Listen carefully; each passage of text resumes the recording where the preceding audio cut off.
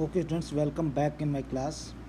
Today we will discuss about the continuity and differentiability, exercise number 5.1 and question number 8. Question 8 is saying that fx is equal to mod x upon x if x is not equal to 0. Second condition is given 0 if x is equal to 0. There are the two conditions are given. One for x is not equal to 0 and second condition for x is equal to 0. So that we will discuss the continuity of this function at x is equal to 0. तो देखिए, इसको देखने से पता चल रहा है कि x is equal to 0 mod x upon x if x is not equal to 0 और x इज इक्वल टू 0 पर ये 0, तो ये डिसकंटिन्यूस फंक्शन है at x is equal to 0 पर. कैसे इसको हम वेरीफाई करेंगे देखते हैं भाई. तो सबसे पहले फंक्शन की वैल्यू गिवन है, f0 इज गिवन. f0 कितना दे रखा है, that is given x is equal to 0, it means 0.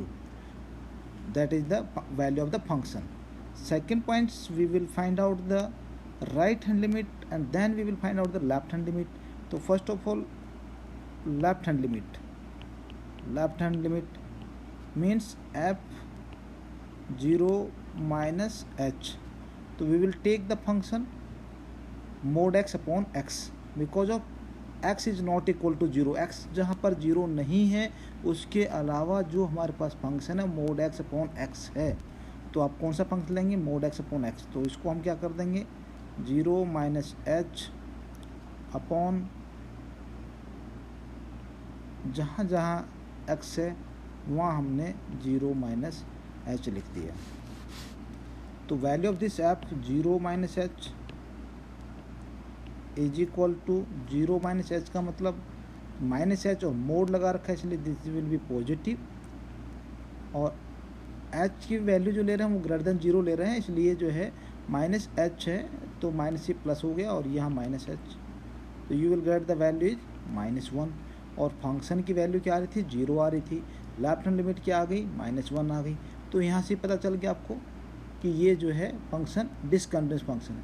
फिर भी एक बार हम राइट हैंड लिमिट भी एक बार चेक कर सकते हैं कि राइट हैंड लिमिट में भी हमें चेक कर लेनी चाहिए, कोई दिक्कत नहीं है. वैसे ज़रूरत नहीं है, no needs of the to check the right hand limit, but we can check.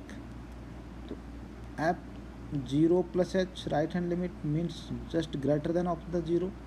तो 0 plus h upon 0 plus h, this will be h upon h is equal to 1. तो यहाँ राइट हैंड लिमिट भी आपके पास में different आ गई.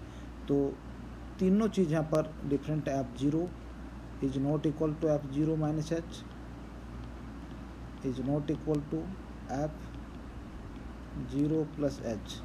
तो hence function fx is discontinuous function. fx is discontinuous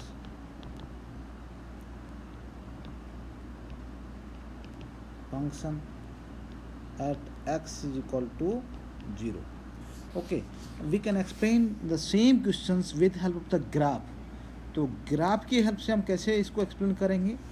जो graph हमारे पास बनेगा उसको अगर ग्राफ देखें तो ग्राफ हमारे पास में इस तरह से हम ग्राफ बना सकते हैं इसका.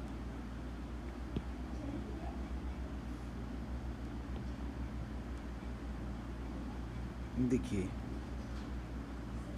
तो सबसे पहले graph mode x upon x का बनेगा और एक x इज इक्वल टू 0, तो x इज इक्वल टू 0 के लिए. तो देखिए मोड x अपॉन x का जो ग्राफ आपके पास आता है, मोड x का तो मालूम है कि v टाइप का ग्राफ आता है. यहाँ मोड x अपॉन x दिया हुआ है तो इसका मतलब ये हुआ कि इसका जो ग्राफ आएगा आपके पास में, अगर x की वैल्यू हम ग्रेटर देन 0 लेके चलते हैं तो आपके पास मोड x जो है वो पॉजिटिव होगा और नीचे x भी पॉजिटिव होगा. तो वैल्यू ऑफ दिस कितनी क्या होगी कि 1 होगी और पॉजिटिव होगी. तो y की वैल्यू 1 होगी और पॉजिटिव होगी. 1 मान लीजिए हम यहाँ ले लेते हैं, ये 1 है तो एक ग्राफ ये आ जाएगा आपके पास में.